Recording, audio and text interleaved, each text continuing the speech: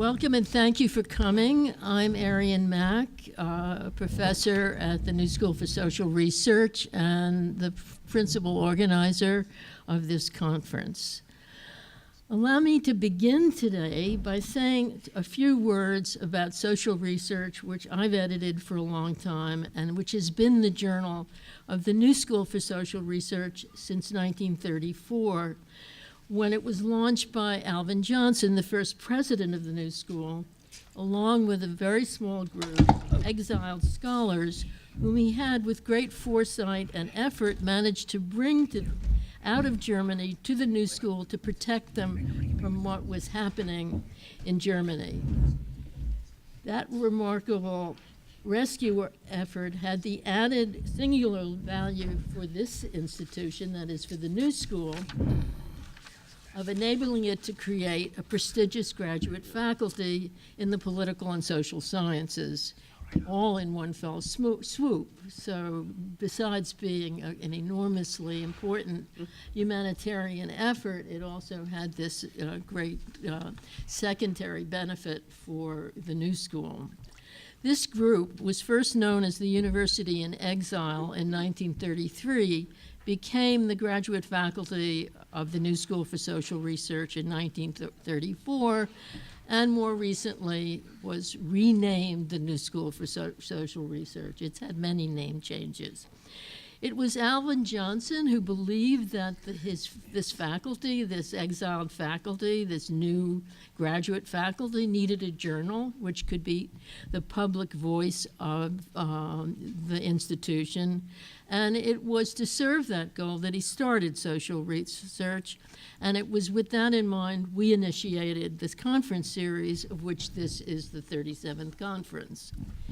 Papers from these conferences are all published in special issues of Social Research, which is available over in that corner. And we urge you to subscribe or to order the issue that will have this conference, the papers from this conference in it. And it, by the way, also available are books by the author, many of whom are speaking today, that are there for, I believe, ordering and sale. So we began the conference series in 1988. It's now a long time ago. In 2010, not so very long ago, well, not so recently either, when the New School created the Center for Public Scholarship, which is intended to be a sort of intellectual crossroad for academics, for policymakers, and the like, to kind of confront and discuss the important issues of the day. Center for Public Scholarship became the organizing umbrella for this conference series. I just want to, for a minute, say that we do have under Center for Public Scholarship another important project that I need to say something about, given what's going on in the world these days. In 2007, in response to the persecution and imprisonment of two colleagues, one was Iranian, the other was Ethiopian, who were being imprisoned and persecuted in the countries where they came from, although they had been at the New School. We began something called the Endangered Scholar Worldwide Project, which is a website which provides information about scholars and students at risk, many of whom are in prison, and it affords you, if you go to the website, the opportunity to sign letters and petitions in their support. Given what's now happening in Turkey and also in Hungary since the election, where the Parliament and Orban are trying to shut down the Central European University, we urge you to go to our Endangered Scholars Worldwide.net website and help us publicize what is happening and protest what's happening to scholars in many places in the world, but most kind of saliently right now in Turkey and, of course, Syria. So now let me move on to today's conference and a word about our topic, which seemed to me both remarkably timely and unfortunate. Cons and con men have long been present in American culture and often are represented as romantic figures. Cons abound. From Bernie Madoff's billion-dollar Ponzi scheme to street corner crooks and their games of three-card monte, from the forgeries to fraudulent scientific articles from predatory universities and pseudo-academic journals to magical cures for incurable diseases. The con is so pervasive and has played, and it has played also a starring role in American fiction. Think of Mark Twain's The Adventures of Huckleberry Finn, that includes a pair of con artists, the Duke and the Dauphin, or Herman Melville's The Confidence Man, and less well known is an essay by Edgar Allan Poe, which I found when I was putting this conference together, called Raising the Wind, or Diddling Considered, one of the exact sciences, in which he wrote, "Man is an animal that diddles, and there is no animal that diddles but man," diddling being an earlier term for a swindle or a cheat. The ever-present con men, and to be sure con women, also have starring roles, and we'll hear about a bit of this today, in the Sting, Paper Moon, and other films. There are cons everywhere you look, and this conference will remind you of many of them. But, and this is the point, this is, I think, or perhaps, the first time we've had a U.S. president who some have called a con artist. And this was, for us, me, the major inspiration for this conference. The run-up to the 2016 presidential election, during it, many public figures, including Chomsky, George Soros, Philip Roth, Michael Bloomberg, even Marco Rubio, described Trump as a con man. But perhaps most winningly of all was Bruce Springsteen, who wrote a song about Trump, the con man, which I didn't know until I started doing this. That's what makes us great, in which he sings, "Don't tell me a lie and sell it as a fact. I've been down that road before and I ain't going back. Don't you brag to me that you never read a book. I never put my faith in a con man and his crooks." So if Donald Trump is in fact a con man, how is it possible for him to con such a large portion of the voting public? Is this a unique phenomenon in the history of the American presidency? Speaking more broadly, what transforms us into marks? What are the circumstances that allow people to be conned at all, whether by someone running for political office or selling his shares in the Brooklyn Bridge? That's what today's conference is all about. And before turning over the mic to our moderator, I need to thank Eileen Galouli, director of the Heyman Center at Columbia University, who's co-organized this conference and has very generously helped to support it. We couldn't have done this conference without them, and I couldn't have done this conference without Alex Kozalewski, who is the manager of the Center for Public Scholarship and has been an enormous boon in putting this conference together. And now, finally, it's my pleasure to introduce my colleague, the moderator of our first session, Mark Greif. Mark is an associate professor of literary studies here at Lyon College at the New School. He earned his PhD in American Studies from Yale in 2007. Before that, in 2004, he co-founded the literary and intellectual journal N+1. And since then, in both 2005 and 2007, his essays from N+1 were chosen for Best American Essays. In 2015, Princeton Press published his tome, and it is a tome, The Age of the Crisis of Man, Thought and Fiction from 1933 to 1973, which was named Best Book of the Year by the Wall Street Journal and the Statesman. And in 2016, he published Against Everything. So it is my great pleasure now to give you Mark Greif. Thank you. Thank you. Thank you very much to all of you for coming today. I want to welcome everyone to our first panel, Cons and Scams in American Culture. We have an extraordinarily accomplished group of speakers and an especially relevant, even tragically politically apposite group of papers. One of those papers' titles, Jeffrey O'Brien's, has given me, since I first read it, maybe a month ago, the title, at least a kind of summary of many of the stories I keep reading in the newspaper each day these past few weeks. The title, A Nation of Grifters, Fixers, and Marks. It is certainly starting to feel that way. And God save the mark, one wants to say, since at the moment the sucker in our political, media, and business life seems to be us. This goes to what Arian was saying. Our distinguished speakers may offer some historical illumination and perspective, but also they don't have to. You're not obliged. They'll just be interesting papers on their own. First speaking will be Professor Edward Ballison. Professor Ballison is Professor of History and Public Policy and Vice Provost for Interdisciplinary Studies at Duke. He's the author of Fraud, An American History from Barnum to Madoff. The New School's own Noah Eisenberg, next, is Professor of Culture and Media at the New School's Eugene Lang College and Director of the Screen Studies program we have here.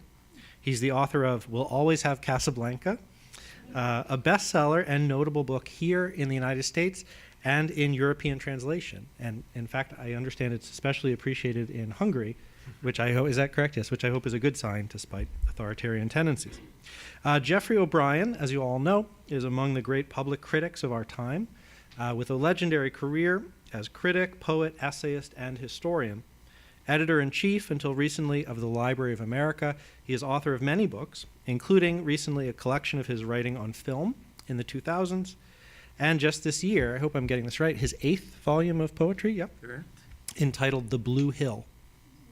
It's an honor to have all three speakers on our platform today. I'll take no more time from them, but please join me in giving them a very warm welcome.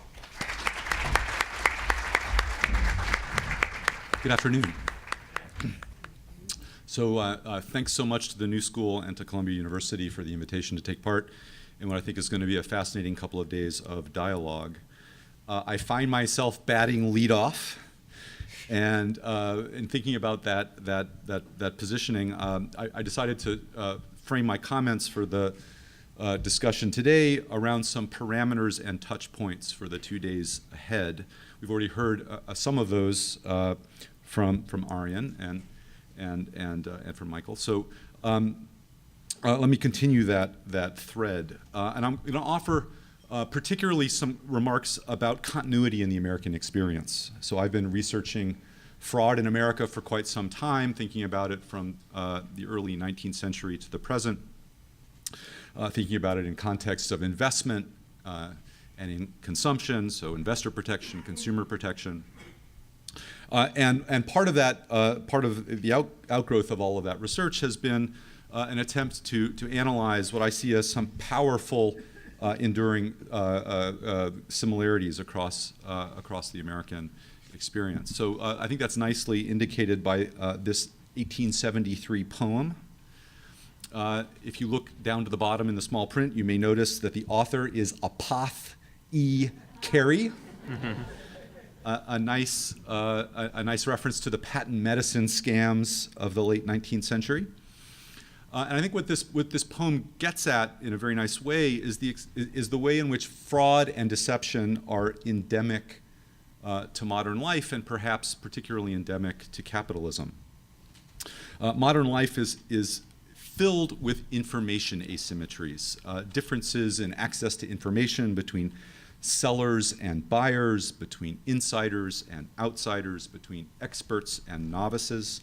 And this is a crucial precondition for economic deception. A second key dimension that I think we need to keep our eye on, and the earlier reflections alluded to this, is human psychology. We are all vulnerable to the flim-flam man and woman. How many of you have had some experience in the last few years, maybe being taken or just being aware that somebody was, I mean, in the last month, how many of you have received an email which is clearly a phish? You know, the clear majority of you.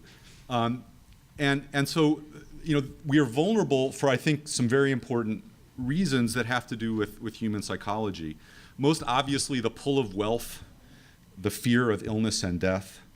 But also, as we've learned from cognitive psychologists over the last 40, 50 years, we all tend to use cognitive shortcuts to make sense of the world. We are suggestible about what values are. We are all prone to anchoring. We all tend to place more emotional weight on recent events that are particularly vivid to us. We are, most of us, particularly averse to losses. We trust people like us. And we look for social markers of respectability and trustworthiness. All of these tendencies and many more are played on by the con artists and fraudsters in our midst, but also by sellers in general. And therein lies a very interesting conundrum, how to tell the one from the other. I'll come back to that point. So let me note another important group of continuities in the American experience with regard to economic deception and business fraud. This tends to take actually remarkably similar forms over time. I'm going to give you 3 examples, but I could give you more. The investment pump and dump. What do I have in mind here? The effort to goose up asset values with regard to some property through false information, rumors, and the like, in order to increase values in the market and then sell into that rising market. This basic approach was more or less the same MO was followed by the purveyors of Western lands in the early 19th century, those who would promote mining stocks in the 1870s and 80s, as indicated by the lithograph up on the screen, or by the sellers of new internet IPOs in the late 1990s, memorialized by the film Boiler Room. Again and again, you pump and then you dump. Similarly, the basic dynamics of managerial control fraud, managerial looting, haven't really changed very much over the decades, even centuries.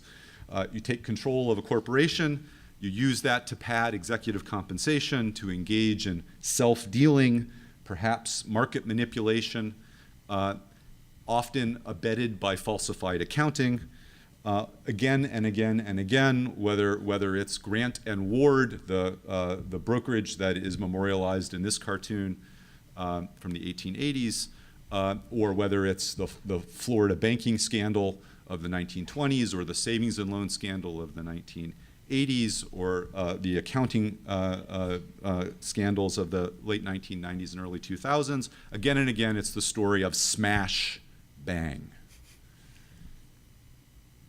Third example, from the terrain of consumer fraud.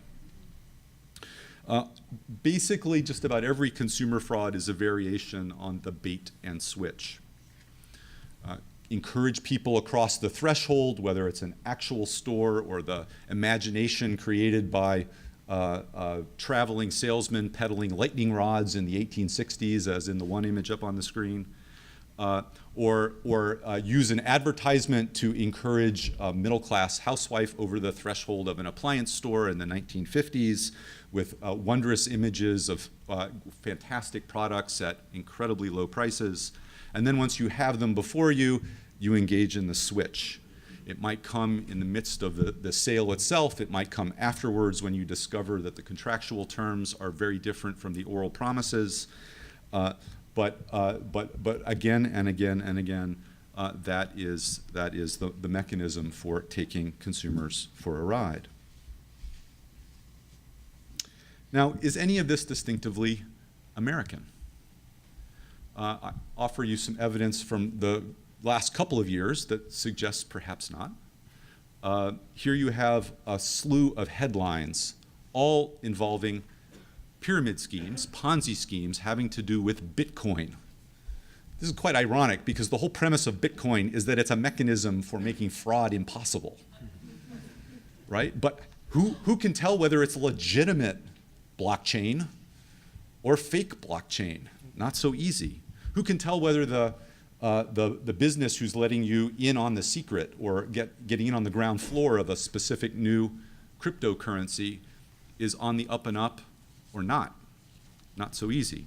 And the appeal of this as an investment outlet has led to a series of fraud scandals right across the globe in the last couple of years.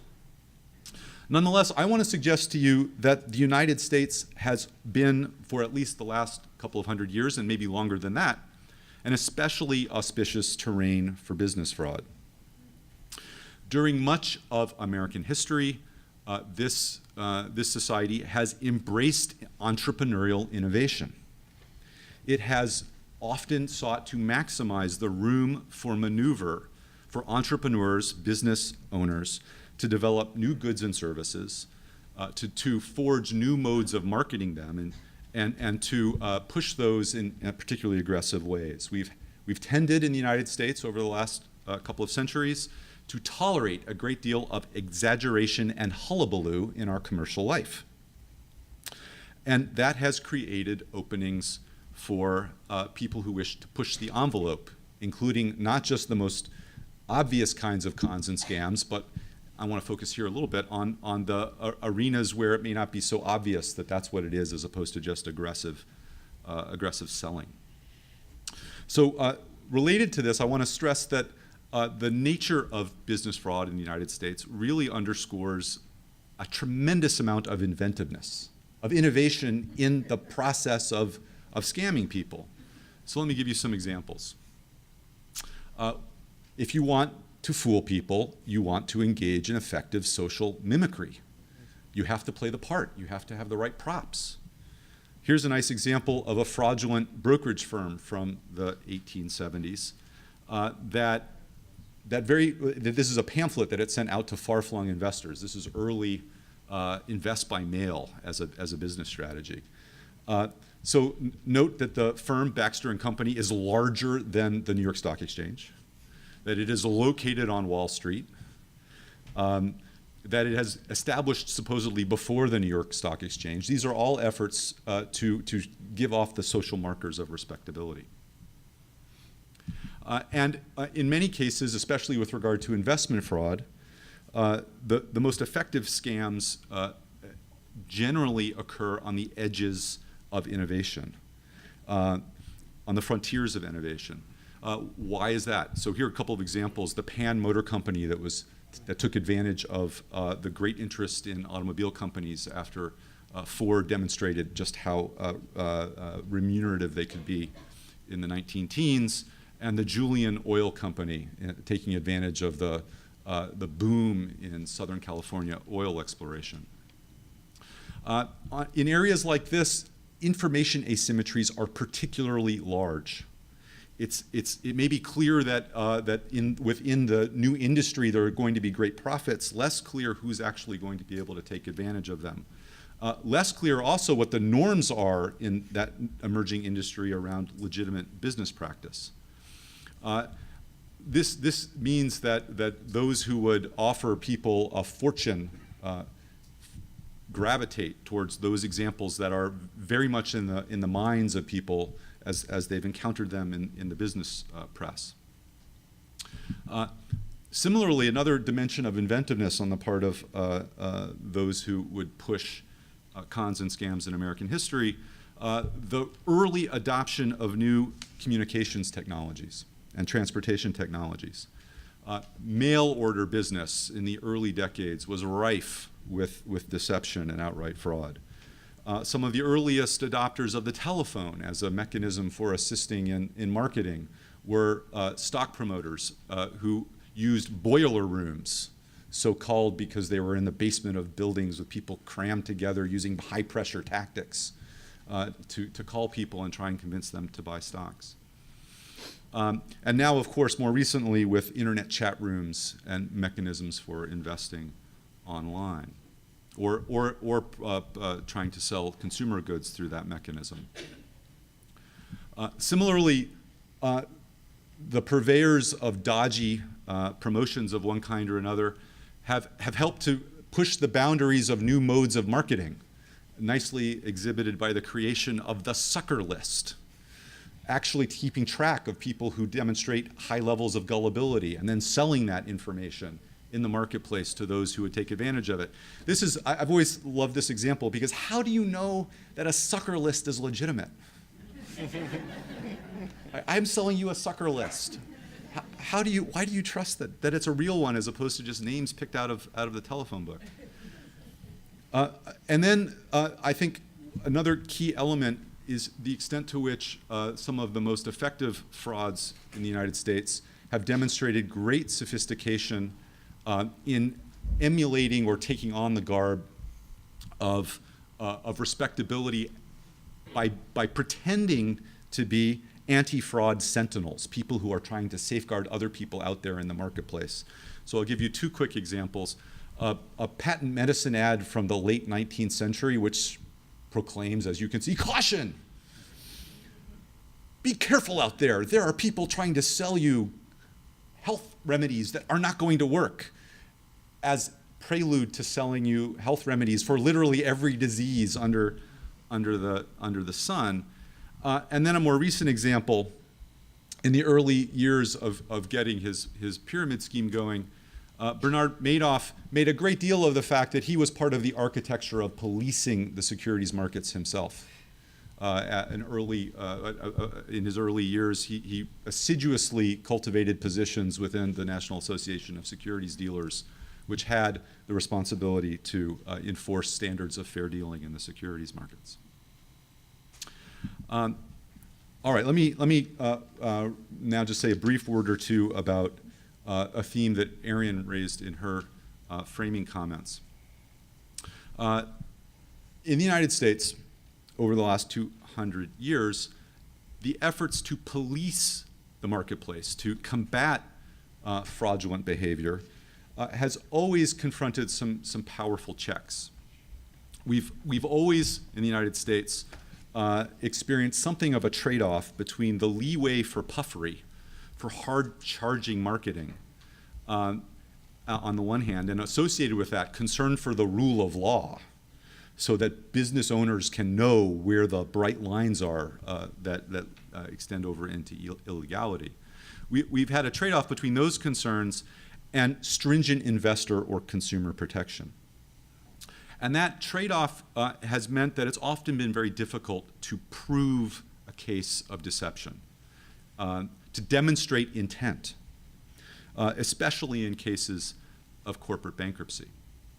Now, one reason why, I think, is that we've had a lot of ambivalence in American culture about how we should make sense of the individual who would dupe and the person willing to be duped. Arian mentioned several works of 19th century literature. Here are just several additional examples from the 20th century, all of which, at some level, demonstrate a degree of admiration for the effective con man, the person who can pull the wool over people's eyes, especially if that individual is a winsome character and comes from humble origins. By the same token, there's always been, I think, a degree of contempt for the duped, for the individual who can't see that it's obvious that this deal is too good to be true. Hence the aphorism that you can't cheat an honest man. A person who is really looking out for themselves wouldn't be taken in. And this has resulted in part in an ongoing phenomenon that you might think of as the silent sucker. The person who is the victim of fraud and doesn't come forward out of a desire not to be embarrassed, not to be shown to have been so foolish. Both of these things, I think, are a measure of the powerful pull of individualism within American culture, and I suspect that we'll be coming back to that theme over the course of the next 2 days. Partly as a result of this difficult trade-off between investor and consumer protection on the one hand, and respect for entrepreneurial freedom and the rule of law on the other, it's often been hard to put people away in the face of allegations of deception.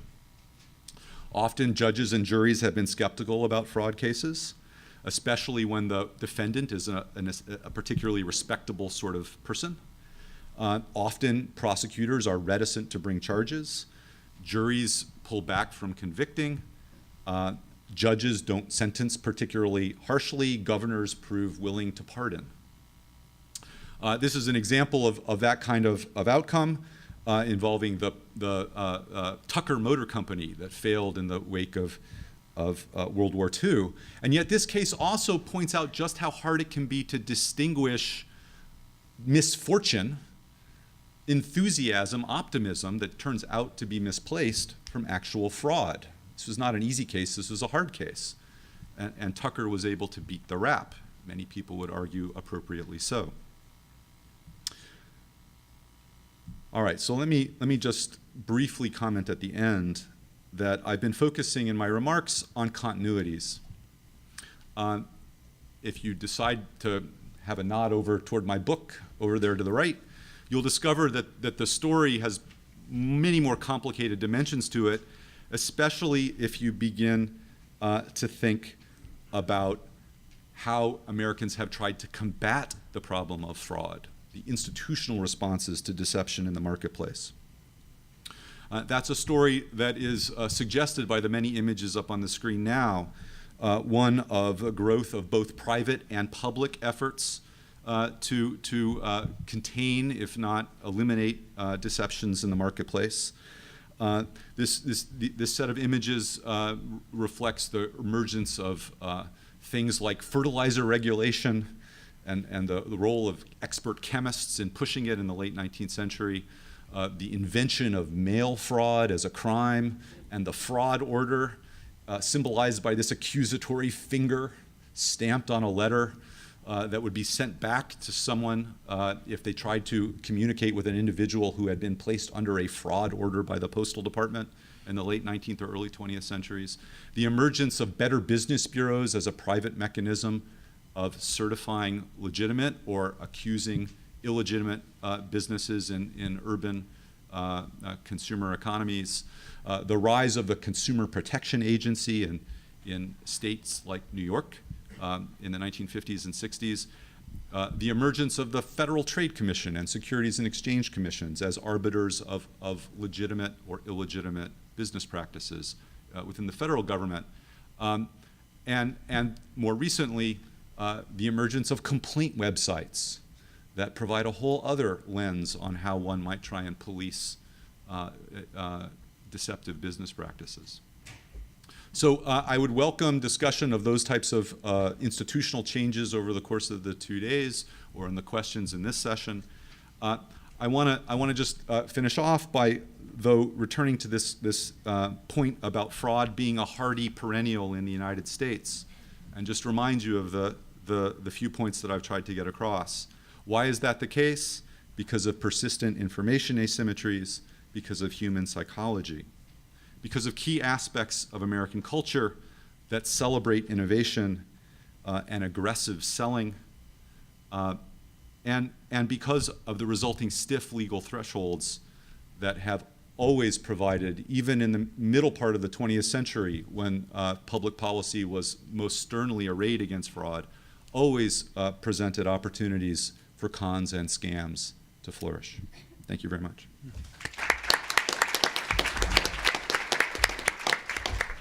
Good afternoon, everyone. So, what a wonderful way to start off the conference. I'm hoping that I might be able to refer back to some of the points that Edward just introduced. But what I'm doing here is focusing on a single instance, I think, a very potent one, but of a fraud, of a scam, of a snake oil salesman, of a carnival barker. And that is focusing on the Elia Kazan-Bud Schulberg collaboration from 1957, A Face in the Crowd. Several years ago, in the fall of 2014, when attending a centennial celebration of writer Bud Schulberg at Dartmouth College, Schulberg's alma mater, and delivering a paper on his great satirical Hollywood novel, What Makes Sammy Run, from 1941, I found myself rewatching a number of the movies he wrote, in particular those in collaboration with Kazan, famously On the Waterfront, 54, and A Face in the Crowd, 3 years later. At that time, Obama was still in office, and the prospect of a Trump presidency was altogether unimaginable. But when viewing the performance by Andy Griffith as Lonesome Rhodes, already then there seemed to be an odd premonition as to how someone with that kind of television exposure, that kind of populist appeal, regardless of how thoroughly mendacious and how much of a total con artist, could somehow find his way into office. I'm not sure the movie necessarily predicted, as the Washington Post's columnist Mark Fisher observed in the run-up to the election, the rise of Trump. But as I hope to show in the following 20 minutes or so, there are enough startling portents to give us pause and possibly to see the Schulberg-Kazan collaboration as oddly prescient, or at least far, far ahead of its time. The impulse for the film, as Kazan explained it in 1957 already, so when just right when it was coming out, came partly from a short story, Your Arkansas Traveler by Schulberg, but even more from a series of conversations we had about everything, Kazan says, about TV, its power, hypnotic, potentially most dangerous, and still at times brilliantly effective. We talked about how much more powerful Huey Long would have been had TV been at his disposal. The power of a populist with stark tendencies toward demagoguery, as was the case of Long, lies at the heart of the idea for A Face in the Crowd. Shooting commenced in early August of 1956. All right, let's see what I'm going to do. I need to use my hand, so if I get parched, I will soldier on. Shooting commenced in the early days of August 1956. First on location in Pigot, small town in northeast Arkansas, Pigot, Arkansas. Temperature of 104 in the shade, as Schulberg later recounted. And then in Memphis, and the picture finally wrapped in New York City just days before Thanksgiving. A few weeks of retakes were done in the old Biograph studios here in the Bronx in mid-January of '57, and the finished film enjoyed its premiere in Los Angeles, Chicago, and New York City in May of that same year, late May. The story of the film is quite simple. A young woman named Marcia Jeffries, played by Patricia Neal, you see her up here, publicity still that was prepared. It's funny, I'm not going to show you anything from the first moments of the film shot in Arkansas, but that comment by Schulberg that it was 104 in the shade, everybody, it's as if they are basting in their own broth, if you'll pardon that image. And here I think they must have a swamp cooler or something, but they look all right. The story is quite simple. A young woman named Marcia Jeffries, a recent graduate of Sarah Lawrence College, a music major with considerable ambition, visits Tomahawk County Jail in Arkansas to record a radio interview with a town drunk drying out in his cell. That's Andy Griffith, of course. For a show that she's created, a show called A Face in the Crowd, at her uncle's radio station. The real American music comes from the bottom up, she observes early on in the picture. And what begins as an earnest attempt to bring the spirited folk songs of Lonesome Rhodes, and it's Marcia who actually gives him that stage moniker, Lonesome, transforms into something much, much larger. Fittingly enough, when Marcia first encounters Andy Griffith as Lonesome Rhodes, his first response, and I think here you can begin to hear some of the resonance, is what's in it for me? What do I get out of it? Mr. Me, myself, and I. We watch Lonesome become a radio and television personality and celebrity. First in the small town in northeast Arkansas, then in Memphis, where he starts his own show, and finally in New York City, where his potent blend of populism and demagoguery and nativism takes on a darker hue, culminating in an irredeemable fall from grace. The media was a dangerous force, remarks film historian Janine Basinger of Kazan's World, growing stronger and stronger and creating celebrity politicians for all the wrong reasons. And I'm going to show you a series of clips. I'm starting here. All of them happen to take place in the final third of the film. So when Lonesome Rhodes and Marcia and Mel Miller, played by Walter Matthau, when they make their way to New York City. Thank you for that. That's fabulous. This is a scene when Lonesome Rhodes is brought in by his then manager, and this is a figure who's really straight off the pages of Schulberg's novel that I referenced before, What Makes Sammy Run. So Anthony Franciosa's character, Joey De Palma, is really a Sammy Glick character, as Schulberg puts it in that novel, somebody who declares blitzkrieg on his fellow men, somebody who rises up from being an errand boy for the Loeffler mattress company to becoming Lonesome Rhodes' manager. And so here we are on Madison Avenue at an ad agency. Gentlemen.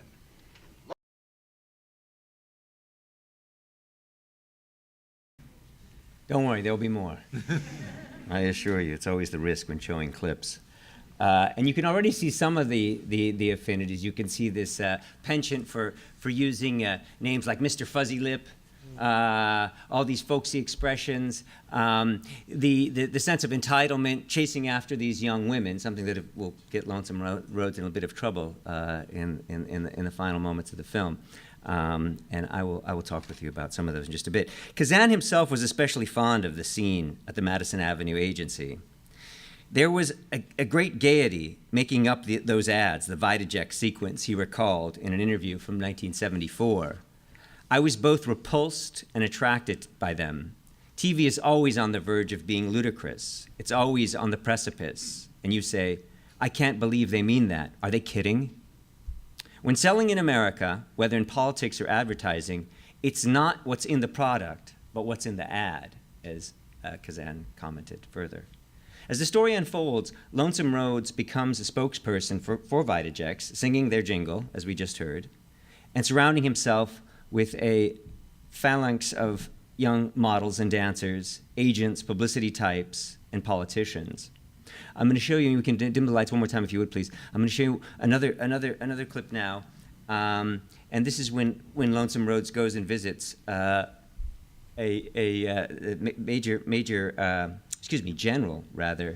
Hainsworth, after he has been shown on screen ripping up the script that's given to him and just improvising, right, as to show his connection with the people, that he doesn't need scripted remarks, he can speak directly to them.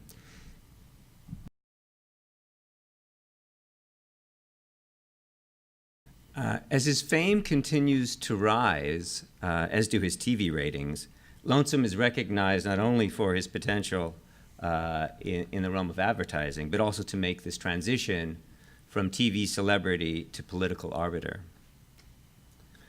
One thing that a lot of people overlooked, Kazan once said of A Face in the Crowd, is that fascism always had attractive elements of populism in it. Along his path, Lonesome Rhodes returns to his hometown as a folk hero. And his hometown, that too is a fiction. He calls it Riddle, Arkansas. But nobody, of course, knows where Riddle, Arkansas is. It's just Lonesome's hometown. Anyway, he returns to northeast Arkansas and returns this populist folk hero. There's you can see a major crowd gathers. Once more, he's on the television camera. But his Achilles here, of course, is a young woman. This is the first major screen appearance by Lee Remick, playing the 17-year-old Betty Lou Flickham. And I think you can almost anticipate Tracy Flick in Alexander Payne's election many decades later. But here's the young Lee Remick. So along the same path, Lonesome Rhodes returns to his hometown folk hero and then falls for the underage baton-twirling cheerleader. Not exactly named Stormy, but she may as well be. And as it turns out, of course, I'm not the first critic to note affinities between Griffith's portrayal of Lonesome Rhodes and Trump's portrayal of, well, Donald Trump. Times columnist Roger Cohen drew attention to this in a piece I cite in the conference abstract, a column titled "The Madness of American Crowds," just 2 months ago. And well before him, chiefly during the primary campaign, there were a number of other commentators who noted the striking parallels. In January of 2016, for instance, journalist Mark Fisher, whom I mentioned earlier, and who argued that a face in the crowd served as a kind of template for Trump's rule-smashing romp, asked the then candidate Trump about the effect of his long-running TV show, The Apprentice, on his decision to run for president. Predictably, Trump crowed about his ratings, about his best-selling books, and then insisted that his reality show was a different level of adulation or respect or celebrity. That went to a different level, he kept insisting. And here I think, sorry for all of the filmic references, but I can't help myself. Here I have to think of this is Spinal Tap and the speaker that goes to, the amplifier that goes to 11 for trumpet. It always has to go higher. It always has to be bigger. And then he finally admitted to Mark Fisher, he said, the celebrity helped, that's true. In the pages of The Nation magazine, a critic suggested Lonesome Rhodes has come to life in the form of Donald Trump. Kazan himself felt that Rhodes anticipated Ronald Reagan. If only he'd known what would come just a few decades after Reagan. The tagline in the poster art of A Face in the Crowd almost reads, as Dan Piepenburg noted in the Paris Review, as ad copy for The Apprentice. Power, he loved it. He took it raw in big gulpfuls. He liked the taste, the way it mixed with the bourbon and the sin in his blood. Along similar lines, there's even a moment in the film when Lonesome declares, in uncanny anticipation of the Apprentice's own tagline, "You're fired." I'm going to show you now just 2 more short clips. The first one is from one of Lonesome Rhodes' most rabid rants, when he returns to Marcia, who Walter Matthau always refers to. He says, she's really just your locker room. This is where he goes to warm up. After having thrown Betty Lou under the bus. And the second, a hot mic, and we might think of the Access Hollywood tape, if you like, that reveals the true Lonesome when Marcia has no choice but to expose the monster that she herself helped to create. And this may not be exactly a silent sucker moment, as you described, Edward, but there's definitely a certain speechlessness that we will see. So here's the first one.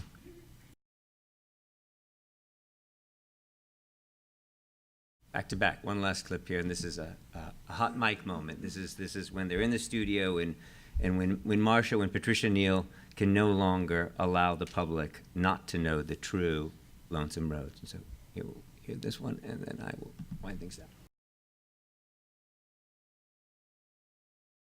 down. Initially, when agreeing to appear on this panel, I'd hoped to zero in a bit more on the formal qualities of the film instead of staying so close to the narrative. But allow me, in closing, to draw passing attention to just a few things, among them the lighting and cinematography that we see, especially late in the film. I'm not going to show you the final scene, but we're getting close to it there. And as things get darker and darker, the lighting and cinematography, of course, accentuates that, including a few expressionist flourishes. And you can already see just in terms of the lighting in that last scene. All of this done by Gain Rescher and Harry Stadling Jr., 2 cameramen, the last of whom had shot Kazan's A Streetcar Named Desire just 6 years earlier. Especially in the final scene of the film, as Lonesome is left all alone in his penthouse apartment on Columbus Circle, the camera work, a variety of extreme angles and tight close-ups, captured amidst a trail of shadows via low-key lighting, helps to heighten an already acute sense of inexorable decline. In fact, Kazan and Schulberg had debated whether to depict a suicide in the final scene, but ultimately opted to suggest that only that haunting possibility. I'm not going to show you the final scene. False alarm, don't worry. Despite his descent into madness and ignominy, the triumph of advertising and media-generated glitz remains fully intact. The final shot of the film showing the skyline of Columbus Circle and the neon Coca-Cola sign flashing prominently, ceaselessly, unremittingly in the background. Thank you very much for your attention. It's great to be here. Can you hear me okay? Yeah. And I'm going to be talking about this book, The Big Con, which some of you may know. And some of what I'll be saying overlaps somewhat with things that we've already heard. A nation of grifters, fixers, and marks. David Moore is the big con. Confidence game starts small. Abbott says to Costello, "I'm in a hurry, give me 2/10 for a 5." From elements of such amoeba-like simplicity, such small distractive tricks, come the full-scale epics of deception, the extended theatrical productions with large supporting casts that are the subject of David W. Moore's study, The Big Con. But even the smallest experience of getting conned tends to linger in mind. It imparts a sense of unnerving vulnerability, not to violent assault, but to the seductive exploitation of your own unacknowledged weak spots. Small wonder so many refuse even to recognize they've been suckered. Con men are fascinating to contemplate from a safe distance. You have to get closer to pick up on their scariness. I came once on a perfect model of the type one afternoon in a New York bar. A young man just slightly older than the party of friends I was sitting with. Undetectably, he inserted himself into our conversation and quickly became part of the group. Indeed, he held the floor, rambling amusingly over many subjects, giving himself the air of an intellectual live wire. At one point, he mentioned that he was engaged in postgraduate study at Columbia, specializing in the politics of Tokugawa Japan. At that time, as it happened, I had a burning interest in the politics of Tokugawa Japan and was delighted to meet someone who shared my fascination. It took a while to notice how deftly he diverted the conversation each time I attempted to raise the subject. To grasp finally that he likely knew very little, perhaps nothing at all about Tokugawa Japan, provided a key into the rest of his discourse, all of it revealed as a similarly unreliable, constantly shifting facade. I concluded he was just practicing his skills on a day off, except that no real con man ever has a day off. All this was in the analog era, such face-to-face meetings and manipulations with all their intimate orchestration of gesture, tone, eye contact, breath control, their devious oscillation between reassurance and coercion, risk becoming obsolete when it's so much easier to rip people off by remote control. By the time you get where you think you're going, the deed is already done. The exiled Nigerian general has pocketed your money. Your prescription to a year's supply of adulterated pharmaceuticals has already been billed to your credit card, and your identity has been assumed by a stranger in order to stock up on sporting goods supplies somewhere in southern Florida. With each technological uptick, the human element continues its retreat. In the age of data herding and photoshopped photo ops and the wholesaling of fake retweets, an earlier age when grifters thrived on direct human contact might take an almost comforting charm. If you were being stung or trimmed or taken off, it was at least not by a malware-infected robot. Despite those sociological and technological cataclysms, Moore's The Big Con, the story of the confidence man, remains an unavoidable reference point. When it was published in 1940, few would have predicted such a long afterlife, especially since even then it was the description of an era already fading, running roughly from the turn of the 20th century to the onset of the Depression, a period awash in the fever of soaring markets and get-rich-quick schemes. Moore was a linguist. He specialized in the study of criminal argot. His other subjects included pickpockets, drug users, and moonshiners. And he pursued his research by talking to those who used the lingo to amass, quote, the necessary facts, facts which were not available in libraries or in police records, facts which could come only from the criminals themselves. He doesn't say how many confidence men contributed, but mentions scores by name, or rather by alias. The specifics of his research will remain largely unknown because he burned his papers before his death to avoid incriminating any informants. The Big Con has had a persistent, if sometimes subterranean, durability, as readers of all sorts found their way to it as a unique and indispensable source. Writers from Jim Thompson to David Mamet appear well acquainted with its store of vocabulary and techniques.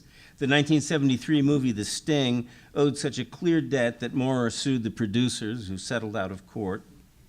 And the book continues to be widely cited whenever confidence games are discussed, as if it were the singular repository of a body of lore otherwise lost forever.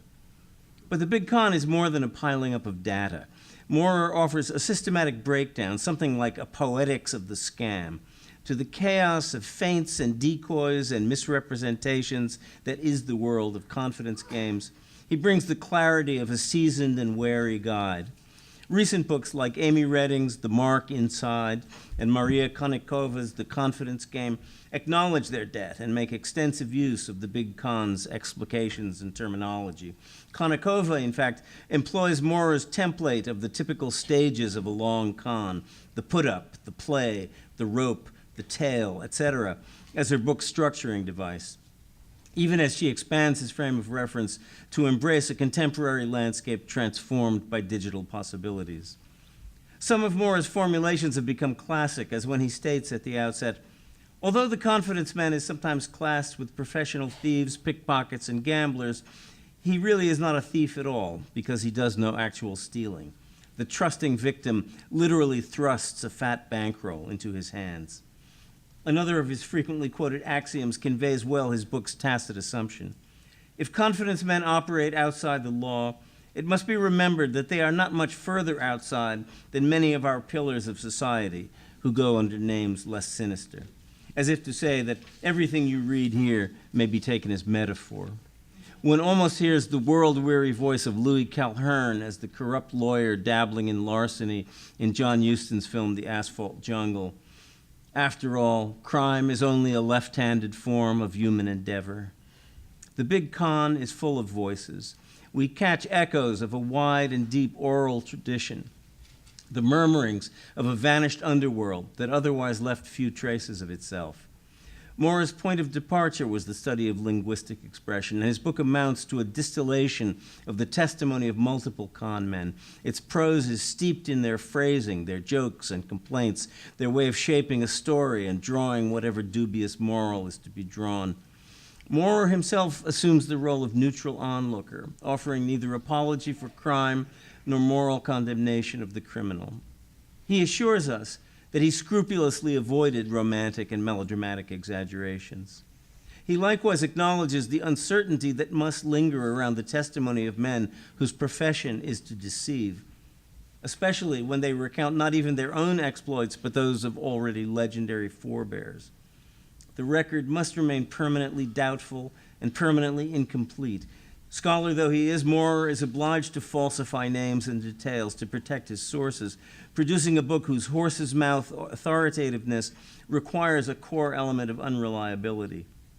It does inevitably raise the question of how close one can get to the heart of a con without being conned.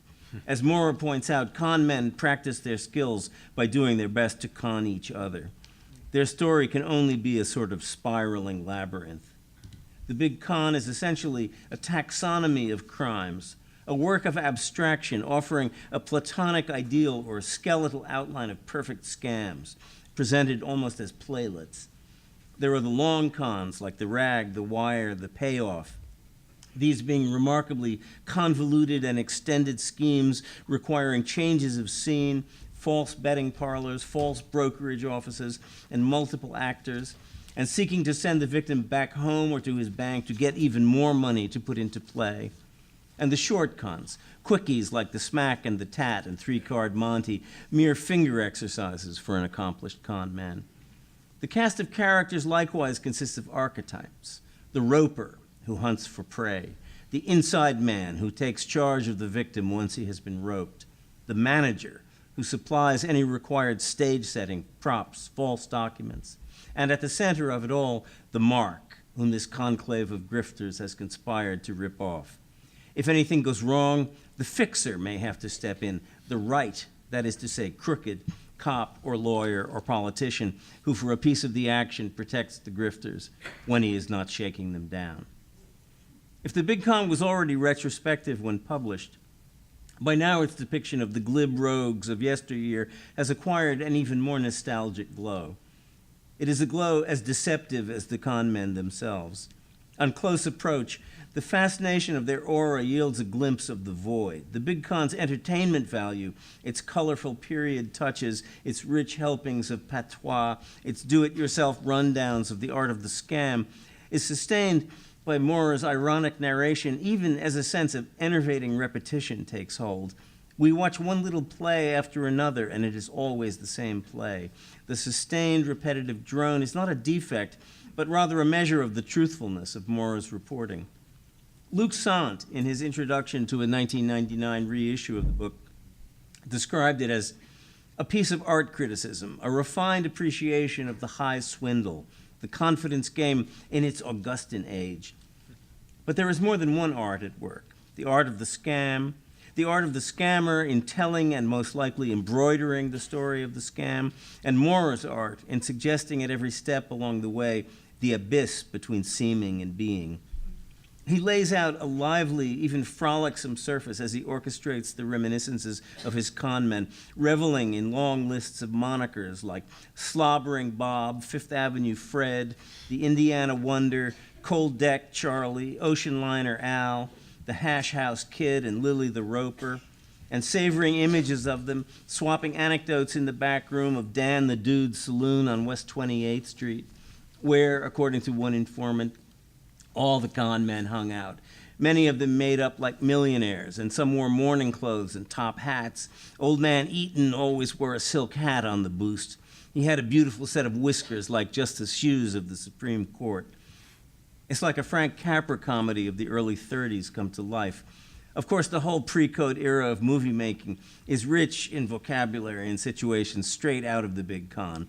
Think of Groucho Marx selling Florida swampland in The Coconuts, or Warren William raking it in as a fake clairvoyant in The Mind Reader, or Lee Tracy cooking up a tabloid publicity stunt in The Half-Naked Truth.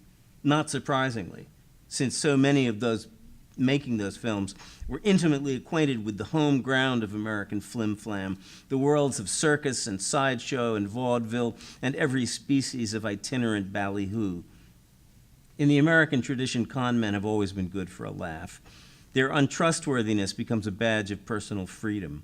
They are the fast talkers, members of an elite that includes auctioneers, horse traders, carny spielers, door-to-door salesmen, double-talking comedians of all stripes, heroes of language, masters of gesture and tone.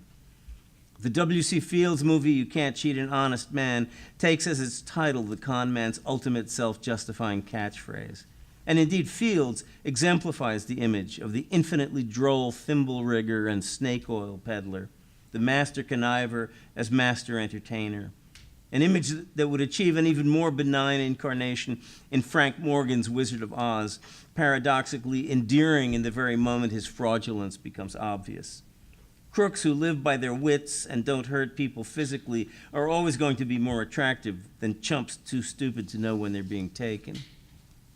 Newspapers used to report the doings of swindlers with practiced facetiousness, sparing no sympathy for their marks. On display in the press, the scam becomes a popular spectacle where the spectator is complicit with the con man, taking vicarious pleasure in his manipulative intelligence. To be the victim is a badge of shame, and so the mark is reluctant to report the crime, perhaps because his own motives were dubious, perhaps because he dreads the mockery to which his gullibility will expose him, perhaps because he refuses even to admit he's been taken off by experts. The teeming vocabulary of con games, of which Mora provides an extensive glossary, abounds in synonyms for the mark. He is the apple, the egg, the fool, Mr. Bates, the sucker, the savage, the winchell, the chump. For the con man, the mark is a precious resource, the indispensable ingredient, his proclivities and behavior the objects of serious study. To Maurer, the con man is many things: master playwright, gifted actor, inspired improviser, enterprising gamester, stimulated to his best work by a difficult challenge, but also a scientist whose long-term labor of collection and classification seems to strike a collegial chord. Dismantle the rollicking yarns and the mythic attributes of the ideal con man, and you begin to catch a whiff of deep unease. Maurer implies more than he states, but as we watch episode after episode in the endless serial in which random strangers are lured into illusory situations and sent on their way as those situations dissolve, there is an inescapable sense of that nothingness on whose brink the ultimate con game is played, the nothingness kept at bay only by strict rules and internalized scripts. The rules and scripts that give the con man their edge also control them. They labor to create an illusion by which they too are snared, a world constantly rebuilt and dismantled and moved to another town, a stitching and unstitching which, if ever interrupted, would lay bare an intolerable void. The central act of the long con, the sealing of the mark's trust, is the telling of the tale, the inside man's persuasive narration of the counter-reality into which the mark is being initiated. The teller of the tale must also at some level believe it.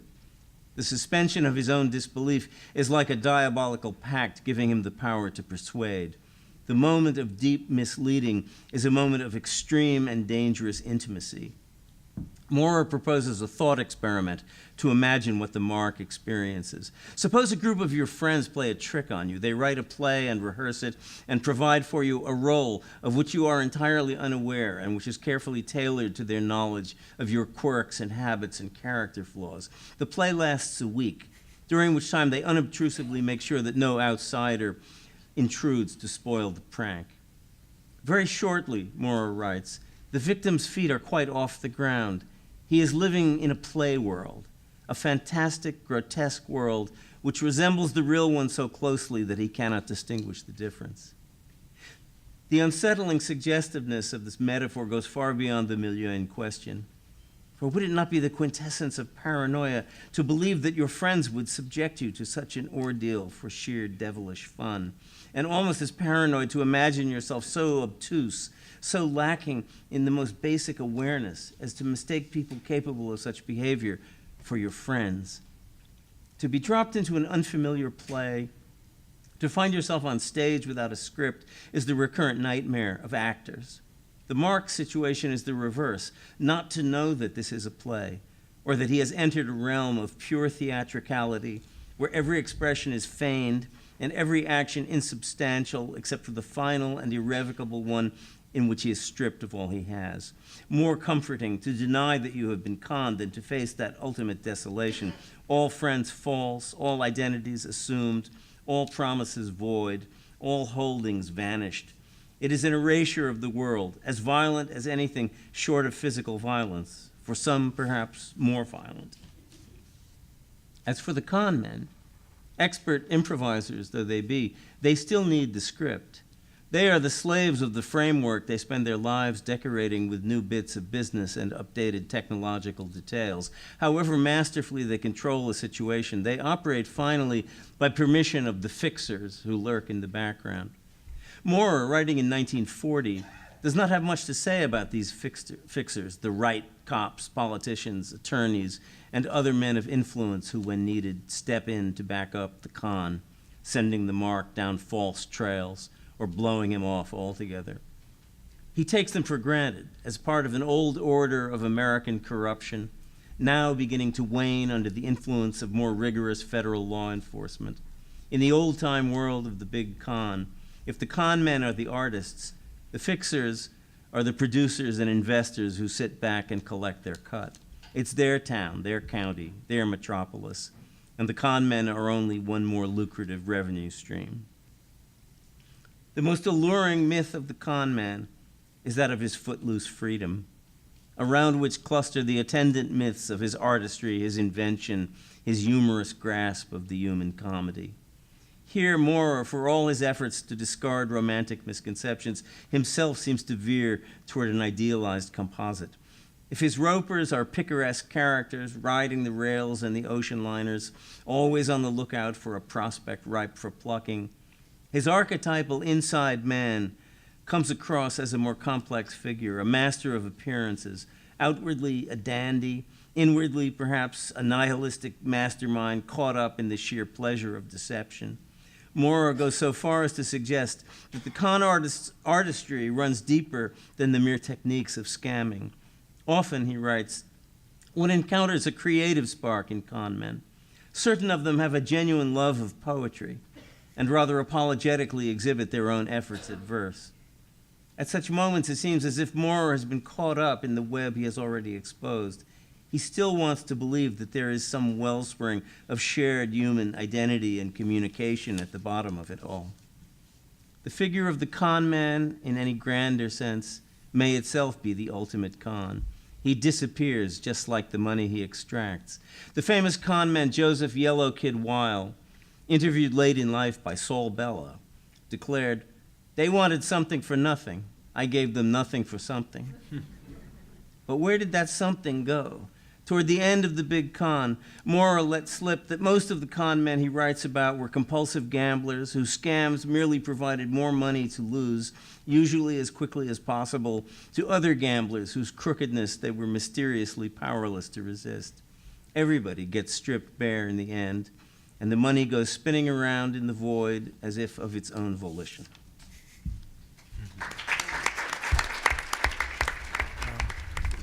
I want to thank our three speakers. I think I'll ask a first question, but I want to get quickly to questions from the audience. And Arian, are we asking people to come up and give their questions at the microphone? So maybe this is even an opportunity.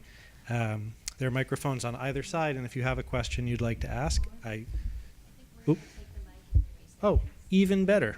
Okay, then I'll ask a first question to start, but please, we'll move on quickly. And yes, so I ask for terse responses from my three panelists, or perhaps the thing will continue. But I just wondered about a theme which came up in each talk, but seemed to produce a different kind of answer, depending perhaps on where the speaker was coming from. For each of you, from your particular and unique perspectives, what do you take to be the underlying cause for the kind of irresistible sympathy for the con man that comes up again and again? In Jeffrey's talk just now, there was the proposal in passing that it seems to matter that all of the con man's methods function as metaphors or analogs to the existing rules of the game, as it were, or of some game, and that the work of exposing them does something for us. Well, I won't prejudice the question. But it's quite different in business scams and cons, as it might be in the charismatic populist figure, the Andy Griffith, and different again in the kind of world of structured hustles among a criminal underworld. But I wonder, from your own judgment or from your material, why is it so hard to hate these people as hypocrites, say? Why does one still romance them? So the first point is there are limits to it. If the victims are particularly sympathetic and the individual is particularly unsympathetic, does not have the charismatic capacity to connect, then that sympathy may not actually be there in most historical contexts. When it is there, I would stress the democratic possibility, again, of this rise from modest circumstances, and particularly if those who are taken in should know better. That I think is an important dimension to it. I would also stress the repeated assiduity of many individuals in this category for ascribing any attacks on them to the establishment closing ranks. So it's the people with power who don't want others to have an opportunity to get access to the good life. So if it's an oil man like Hogg Carruth in the early 20th century, it's Standard Oil who's trying to put him down. And so this kind of, I think, capacity to identify with the great masses who just want their chance to strike it rich, for example, with respect to fraudulent promotions is a key factor. Wanna jump in, or shall I? Well, simplistically, I do think a large part of it is people identifying with winners rather than losers, and they perceive the people who've been taken as people who, as you suggest, simply lacked sufficient intelligence or judgment to pick up on what was going on. The assumption being that the person identifying with the con man would have picked up on it. It may be that people, they love con men until they get taken, and then perhaps they come around to a different point of view. Also, I think that,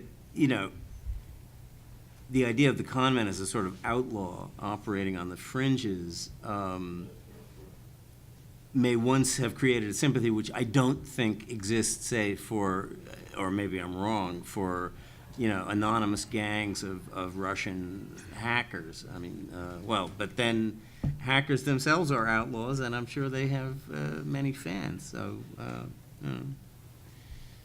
And I'd simply draw our attention to the long lineage of scoundrels and the sort of the attraction, the romantic attraction to the scoundrel in fiction as well as in film. And I think that the Andy Griffith character kind of comes out of that, but here is one that's really media generated, and I think that that's a distinction. That's one also that links him up, with his orangeness. Well, here's a first question. Thank you.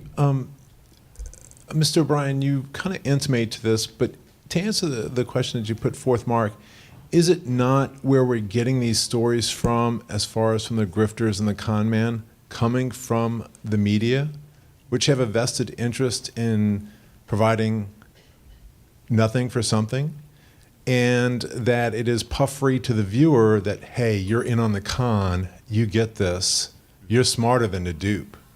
So we're just doing puffery to the viewer. And this goes towards with fake news and stuff like that. Could you comment on that? well, I mean, even in the 19th century, it was newspapers who created the myth of the confidence man, in a way, starting with one guy who was basically going around New York asking people if they had confidence in him. In that case, would you lend me your watch overnight? And was able to succeed at that for a while. And I mean, the cons and scams have made excellent news copy for a long time, and they're entertaining stories. That's why they used to make movies about this. I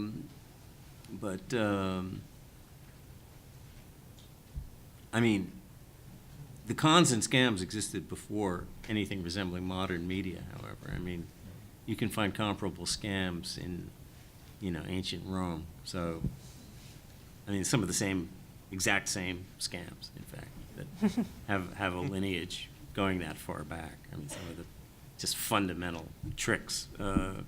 So, there may be a symbiotic relationship, but I don't think it's cause and effect with the media creating the phenomenon.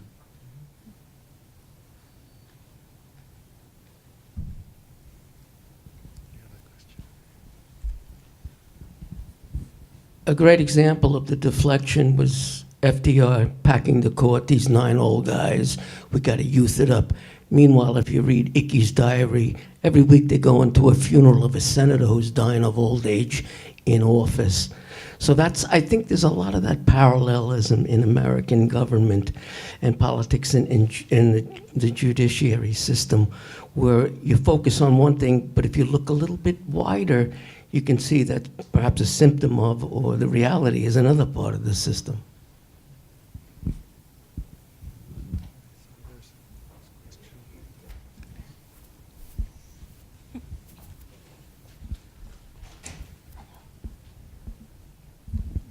Thanks a lot.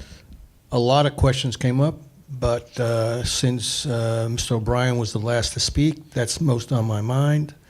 The concept of whether a person is a con by nature or by circumstance. I sometimes engage in little word tricks, to test whether a person is really listening. Like I'll ask, how many months have 28 days? And most people will say 1. And I say, no, they all have 28 days. Things like that.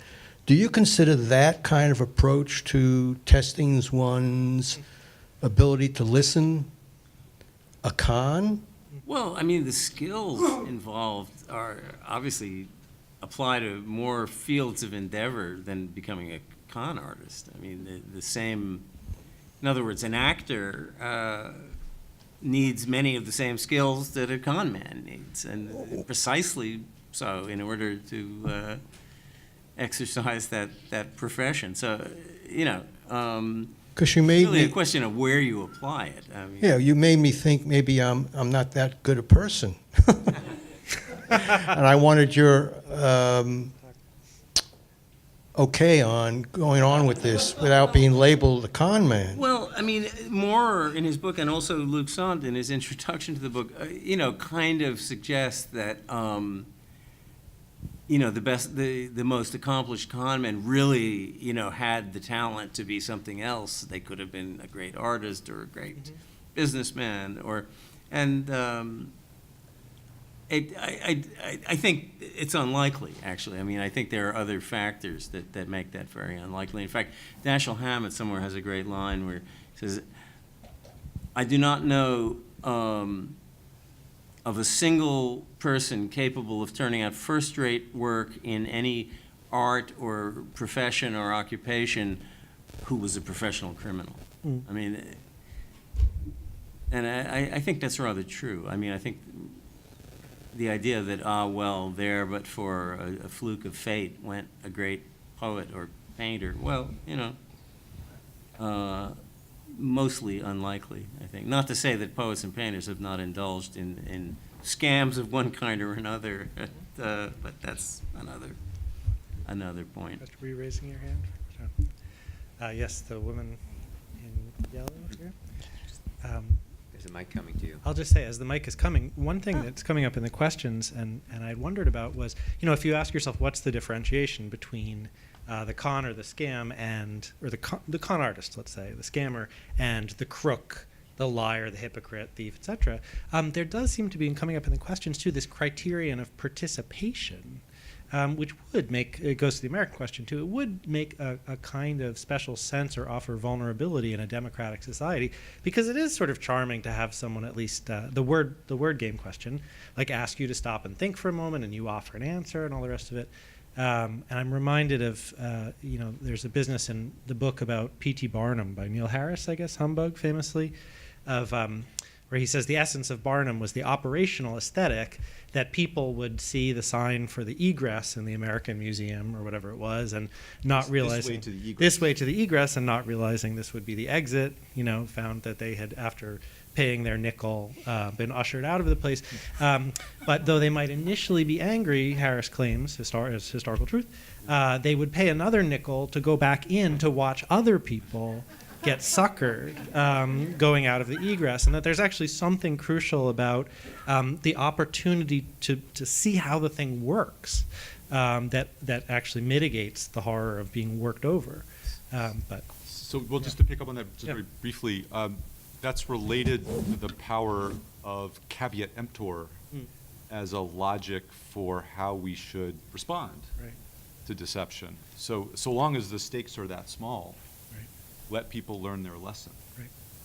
When the stakes get bigger and stock markets crash, that becomes And curiously, less it's actually an allowable pleasure to watch other people get suckered, as long as we will all come out more educated in the end. Maybe that's what college really is. Just kidding. That was a new school joke. You have a question? You mentioned cons on ocean liners, which reminded me of The Lady Eve with Barbara Stanwyck and Henry Fonda, of course, a wonderful movie. But not all con people are charming. And when you talk about criminals and the difference between an artist, say, and a forger, I'm reminded of Clark Rockefeller, a con man who did commit murder as well and created a whole identity for decades, as well as the mother and son couple here in New York who took over a brownstone and murdered the owner of that building. So what I would ask some of the panel to talk about, you first mentioned psychology, the only one who brought that up, is that most of these people do have a diagnosis of sociopathy, and the charm is completely surface, as we saw with Lonesome Rhodes and perhaps our president. Is there something to be said about the underlying sociopathic character when it seems to emerge of the initially? I mean, because it is a feature of all sorts of works of literature and so forth. And also, I hope I'm not just speaking for myself as a crazy person. Part of the interest in Trump at the moment is if he is unmasked, what sort of scene do you imagine? What would an unmasking look like? And clearly it does look like these kind of, who's really behind the curtain sociopathic moments, at least for me, in my fantasy. But is there a way to recuperate this question for science in the, is there an underlying homicidal menace or unmasking that we imagine in relation to the figure of the con? I'm hardly qualified to answer that. I do share the view that the true con man, I mean, there are many people who commit scams for all sorts of motivations and on all sorts of levels, but the one who really finds his path in life this way, is likely to be a pure sociopath, and that.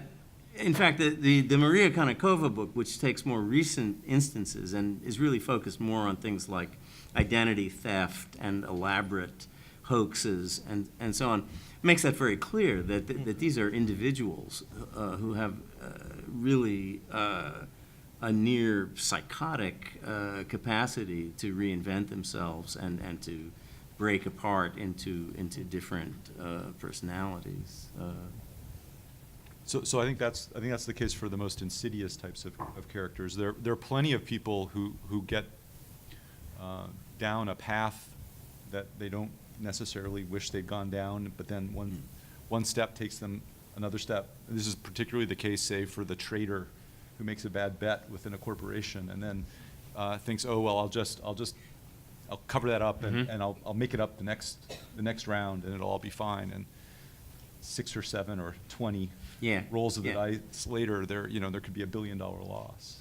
And I don't think often that individual is not quite the same, but may in some cases have greater societal overarching harm. Mm.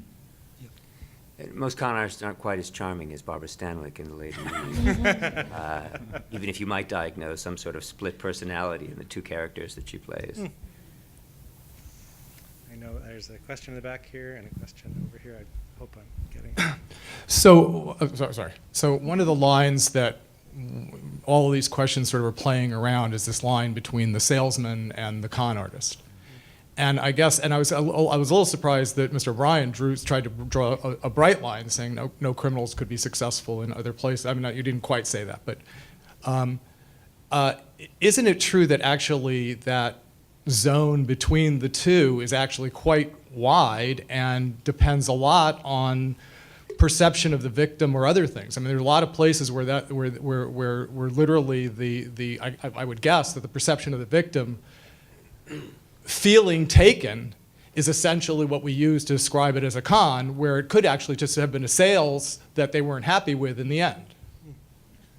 So is there a line, I mean, when you guys talk about cons and frauds, I mean, clearly you could draw a line between someone who takes money under false pretenses and walks away with the money. But there are a whole bunch of other ones. I mean, even when we're talking about the president or other things like that, where the outcome is one that is debatable, depending on where you stand as a victim. So imagine you're selling through the mails in the late 19th century, say 1894 in December, and you make all kinds of promises to people who are buying from you. They're on farms, they need goods. You're going to give them the best deals possible. There's all kinds of hullabaloo. You sell by catalog. Sometimes you make promises you can't keep, and you actually then just send a different style or even a different size. Sometimes you actually engage in more deceptive kinds of hullabaloo. And imagine some of those individuals complain to the post office. And the people in the post office look at this and think, this is a problem, and they issue a fraud order against you. Now imagine that your name is Richard Sears. So that happened in 1894. Now Sears danced out of the way of that. He used all of the connections that he had. He sent the high-priced lawyers to D.C. So this happened just 10 days before Christmas. He's a mail order. He's running a mail order firm. This was a contingent situation. And by 1908, this is when Sears leaves the business, that's roughly right. The reputation of the firm is even on more solid footing. By 1916, under new management, they've gotten rid of selling patent medicines, and they're now injecting all kinds of scientific analyses into their operations. And when other people are accused of mail order fraud, they compare themselves to Sears as the sort of arbiter of legitimacy. So there's some historical contingency at play here. Things could have gone different. None of us would ever know the name Sears. So there are places where the question of whether someone falls on one side or the other of the ledger are a little more ambiguous. I mean, the line that you drew in your initial remarks, Edward, where you said that there is this, at some point, a distinction between aggressive selling versus scams. Well, it seems to be quite fluid in certain moments in time, including the Sears moment, including the founding of Amazon, if you prefer, or other aggressive sellers out there. And Sears had real arguments to bring to bear to this question. There's a money-back guarantee. If you have complaints, we really try and address them as best we can. It wasn't an easy question. It was a complicated question. And it's there is a spectrum. I mean, to actually have a business and be actually selling things that actually exist is one thing. Mm-hmm. To be a pure con man and be dealing in entities that do not in fact exist beyond the piece of paper that you show someone, I mean, that is the pure criminal end of the three-card Monte versus Sears then, or? So was the Pan Motor Company a con? There are people who thought it was completely. They actually had a factory. They made cars. But they made very few of them, and the business, the reason that this all fell apart is that the authorities became convinced that the business was really just selling the right to sell cars. It was selling either selling stock or selling the right to get a franchise. But what if more people had bought enough of the early cars? Well, as you suggest, that people can find themselves in a bad situation because of mistakes that they made, and then try to make it right by methods that might be cutting corners, to put it gently. I mean, Orson Welles was known to sell the rights to the same movie to different people because he needed the money in order to keep making movies. So. Noted That's comment. not Ida Jack. Orson Welles. A gentleman here has been waiting for a while, and then we'll wrap up. I'm paraphrasing some commentators from the 19th century on the American character, and while I'm presenting these comments, I'm thinking of how to put this in the form of a question. One, Oscar Wilde said in 1895, what's unique about Americans is that they select their heroes from the criminal class. Baudelaire said something, I can't say it in French, to the effect that what's characteristic of Americans is that they love to be fooled, to be made fools out of. Herman Melville, in his last published novel, 1857, The Confidence Man, and some had said it took place on a Mississippi steamer, is that it was a ship of state, but it just seems, it's a puzzling book, but it just seems like everyone is a con man. Any thoughts, as far as my question goes, on the American character or on these commentators? Well, that's a large, I don't know, the American character is a rather capacious category, so, I mean, I don't know. Do you want to take a stab?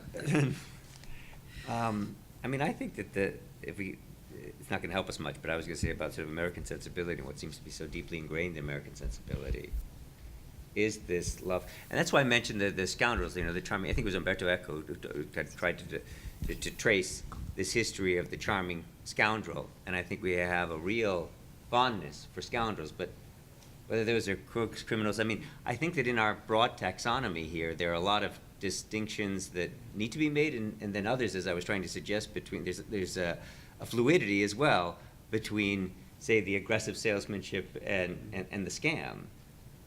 Maybe it's in the eye of the beholder, I'm not sure. But I mean, I think the point, without being able to answer it, since I guess it wasn't a question anyway, is that our sensibility, our ethos, our culture is definitely deeply ingrained, I think, with this kind of predilection, with this kind of fascination, an undying fascination. But, I mean, at the same time, I mean, if you go back a few centuries, you find in England and France and Spain, for example, whole literatures detailing the operations of every kind of rogue and petty thief and con artist, who obviously are being described for entertainment purposes. Sure, the whole picaresque tradition. You know, I mean, it may be a question of the particular state of a culture at a certain moment in history. A couple of thoughts that do occur to me about the policy resonance of this dynamic. So I'll just mention 2 points. One is that, well, 3 quick ones. So first, the power of caveat emptor as a mechanism for dealing with the problem before the public. Second, if there is a consensus that emerges for action, a preference for doing so through public education, and as a mode of preparing people to be less fooled. And then third, if it goes beyond that, a preference for disclosure regimes. Right? So rather than actually having more heavy-handed kinds of regulatory interventions, often the goal is to compel businesses to provide information of a kind that you can trust in order to allow people to make their own choices. It's really interesting. Unfortunately, I think we just have time for one more question. And the two gentlemen, this gentleman over here and our speaker have just given me a wonderful segue.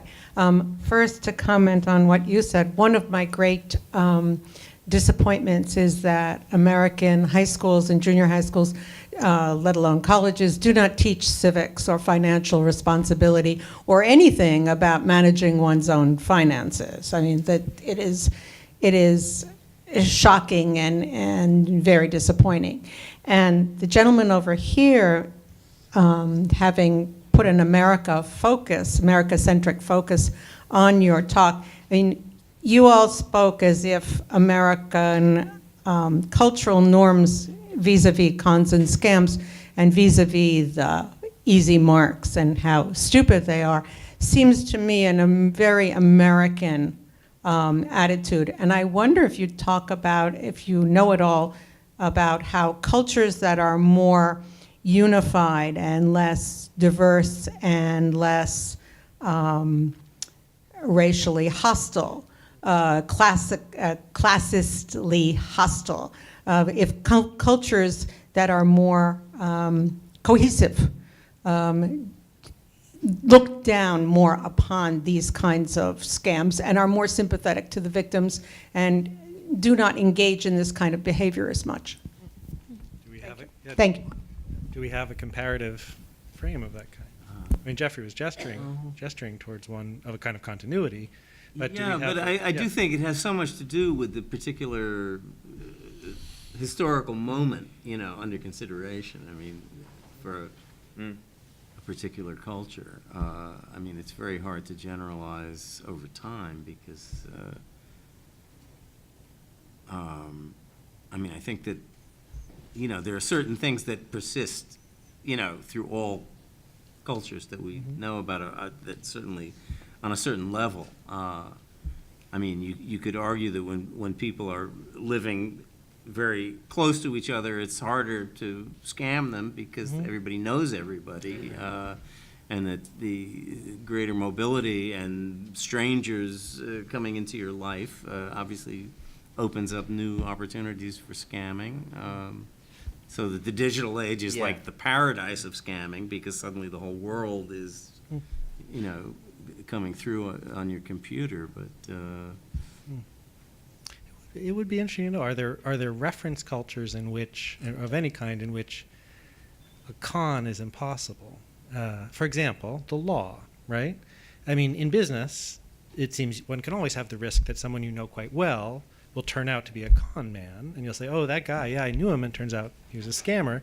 In the law, I presume that, like, judges and jurists, they can say, oh, that guy on the Third Circuit, he was an idiot. But somehow the law is structured such that you can never imagine a jurist being a con man, presumably because of the kind of force which their opinions and utterances have, and the checks of judicial review. I don't know. That was my my best reference offering. I hope you're a judge. Otherwise, no. Oh, well, I thought we were going to get it answered. But I promised that would be the last, because we're sort of at time. I promised that would be the last question. But the next panel is going to be superb and will offer more food for thought and more opportunity for questions. So perhaps I'll just ask everyone again to thank our panelists.